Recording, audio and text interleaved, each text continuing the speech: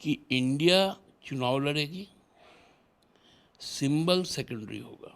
पिछला जब लोकसभा का चुनाव हुआ था तो हमारे विधायकगण ज़्यादा थे। या तो भाई के लिए बलिदान देना पड़ेगा या फिर वार ऑफ सक्सेशन होगा, कौन सा का इंतज़ार करें? देखिए, मैथमेटिक्स एक बेसिक चीज़ है, लेकिन इलेक्ट्रल पॉलिटिक्स में केमिस्ट्री बहुत बड़ा चीज़ है। ठीक है, बीजेपी कह रही कि पिछले बार भी थे, सब इकट्ठे लड़े थे, 2 सीट जीत पाए, इस बार शून्य पे जाएंगे आप लोग। हाँ, 5 विधायक के खिलाफ आप जाके चाईबासा में कोई निर्णय लीजिएगा तो उन लोग का हो सकता मन भी डेमोरलाइज हो जाए ना दादा, उतना उत्साह से सपोर्ट नहीं करेंगे, कहेंगे कि बक 5 विधायक हमरा और सांसद किसी और का, इस टाइप का भी तो मनोस्थिति हो सकता है। तो हमेशा काठ का हांडी चूल्हा पे नहीं चढ़ता, वो एक ही बार चढ़ गया पिछले बार, अभी तो राख तक नहीं मिलेगा इन लोग को। लेकिन आपके कार्यकर्ता तो ये सब जड़ में ही मट्ठा घोल दे रहे हैं उस टाइप का। आपके कई विधायकों ने बैठक करके चाईबासा सीट पे कहा हम भी लड़ेंगे। गुमला में उधर कहानी अलग ही बतिया रहे हैं, मतलब लोहरदगा सीट को लेकर कि हम भी 3 पे हैं, आप भी 3 पे हैं, ऐसे नहीं होगा। हम लोग के साथ ज़्यादा ट्राइबल और मुस्लिम समाज और पिछड़ा वर्ग सम्मिलित है, तो मौका मिलना चाहिए, अगर हम लोग लड़ेंगे तो जीतेंगे। धीरे धीरे वो घड़ी सामने आ रही है जब ये तय हो जाएगा कि इंडिया अलायंस में किस दल कितने सीटों पर चुनाव लड़ेगा। आज दिल्ली में जो समन्वय समिति बनी है उसकी बैठक हो रही है, राज्य के मुख्यमंत्री और जेएमएम के कार्यकारी अध्यक्ष उसमें हिस्सा भी ले रहे हैं। तो क्या ये माना जाए कि जेएमएम यहाँ बड़े भाई की भूमिका में होगी लोकसभा में, या फिर इनको जी मन महसूस के छोटे भाई की ही भूमिका अदा करना पड़ेगा? वही हम आए हैं, पार्टी के वरिष्ठ नेता सुप्रियो भट्टाचार्य जी हमारे साथ हैं। सुप्रियो दा, हौले हौले ही सही वो वक्त आ रहा है जब या तो भाई के लिए बलिदान देना पड़ेगा या फिर वार ऑफ सक्सेशन होगा, कौन सा का इंतज़ार करें? नहीं, देखिए, यहाँ पर सहयोग की बात है और पूरा पार्लियामेंट्री सीट जो है वो इंडिया लड़ेगी, इंडिया गठबंधन लड़ेगी। सिंबल उसमें किनका हो वो बहुत मैटर नहीं करेगा, क्योंकि पूरे कमिटमेंट के साथ इंडिया आगे बढ़ रहा है और जुड़ेगा भारत, जीतेगा इंडिया, इस नारा के साथ हम लोग आगे बढ़ रहे हैं। सिंबल यहाँ पर सेकेंडरी है, प्राइमरी है इस डेमोक्रेसी की रक्षा करना, डेमोक्रेटिक इंस्टीट्यूशन की रक्षा करना, कॉन्स्टिट्यूशन को रक्षा करना, कॉन्स्टिट्यूशनल इंस्टीट्यूशन की रक्षा करना, बेरोजगारी समाप्त करना, महंगाई को कम करना और औरतों को सम्मान देना, ये प्रायोरिटीज़ है। लेकिन आपके कार्यकर्ता तो ये सब जड़ में ही मट्ठा घोल दे रहे हैं उस टाइप का। आपके कई विधायकों ने बैठक करके चाईबासा सीट पे कहा हम भी लड़ेंगे। गुमला में उधर कहानी अलग ही बतिया रहे हैं, मतलब लोहरदगा सीट को लेकर कि हम भी 3 पे हैं, आप भी 3 पे हैं, ऐसे नहीं होगा। हम लोग के साथ ज़्यादा ट्राइबल और मुस्लिम समाज और पिछड़ा वर्ग सम्मिलित है, तो मौका मिलना चाहिए, अगर हम लोग लड़ेंगे तो जीतेंगे, बाकी को उतना वोट टर्नअप नहीं होगा। तो इस तरीके का बयान जब कार्यकर्ताओं का आ रहा है तो अभी से ही मान लेना चाहिए कि सब चीज़ नहीं अच्छा है। नहीं, सब कुछ अच्छा। देखिए, वर्कर यदि एस्पिरेशनल नहीं होगा, उसका एस्पिरेशन यदि बना हुआ नहीं रहेगा, उनका जोश बना हुआ नहीं रहेगा, तो फिर चुनाव नहीं जीता जा सकता है।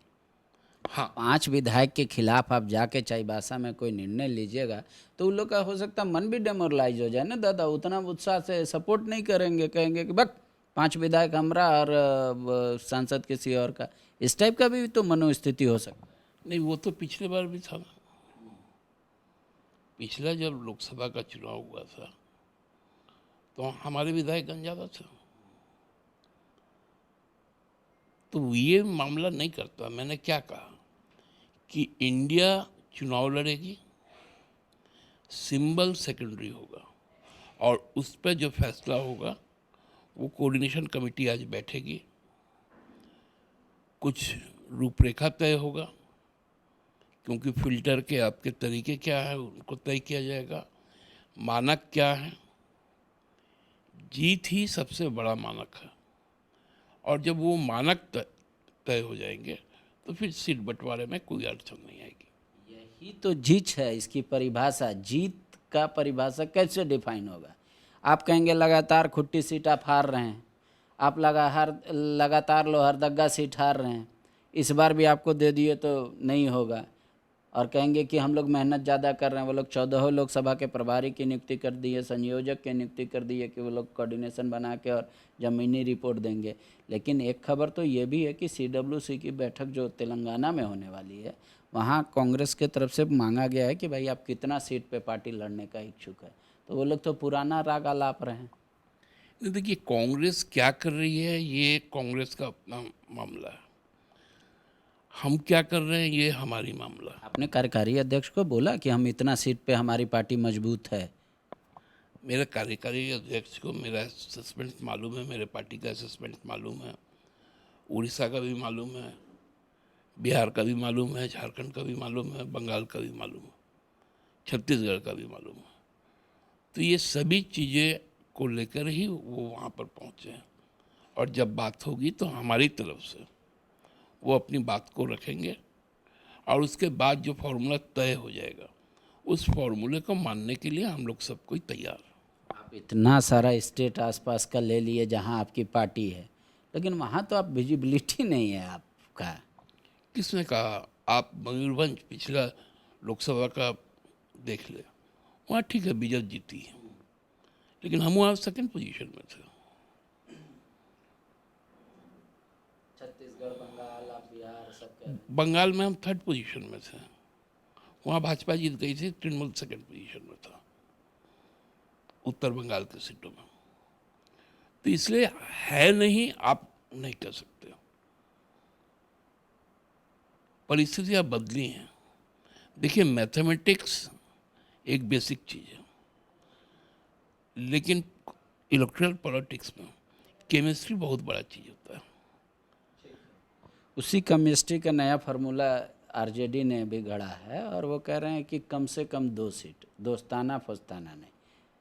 उनका मानना है कि भाई कम से कम 2 सीट हमको मिलना चाहिए, और स्वाभाविक तौर पे हम नेचुरली दूसरे से वहाँ बहुत मजबूत है, और वो आपको पता है दोनों सीट। तो क्या उस पर भी विचार करेंगे आप लोग? क्यों नहीं करेंगे? झारखंड में जब भी विचार होगा तो झामुमो, कांग्रेस, राजद, वामदल, जदयू मिल बैठ के बात करेंगे। आप क्यों समझते हैं कि हम लोग में आपस में संवाद नहीं है? हम पूरे संवाद के साथ, लोगों के साथ जीवंत संबंध है हमारा, तो इसलिए वहाँ कोई कमी नहीं। ठीक है। बीजेपी कह रही कि पिछले बार भी थे, सब इकट्ठे लड़े थे, 2 सीट जीत पाए, इस बार 0 पे जाएंगे आप लोग। मतलब पिछले बार भी इंडिया था यहाँ पर, तो 2004 क्यों भूल जाते हैं? जहाँ 1 सीट था कोडरमा, फिर वो भी हाथ से चला गया भाजपा का। रेकोडवा खाली भाजपा के पास नहीं ना रहता है, रेकोडवा तो हम लोग भी कुछ कुछ रखते हैं। तो हमेशा काठ का हांडी चूल्हा पे नहीं चढ़ता, वो एक ही बार चढ़ गया पिछले बार, अभी तो राख तक नहीं मिलेगा इन लोग को। शुक्रिया। तो समझ लीजिए 2019 रिपीट होगा या 2004, फैसला जनता को करना है। आप तमाम जो वोटर हैं, आप अपने नेताओं को सुनिए, उनसे सवाल कीजिए, फिर किसी निर्णय पे जाइएगा। शुक्रिया।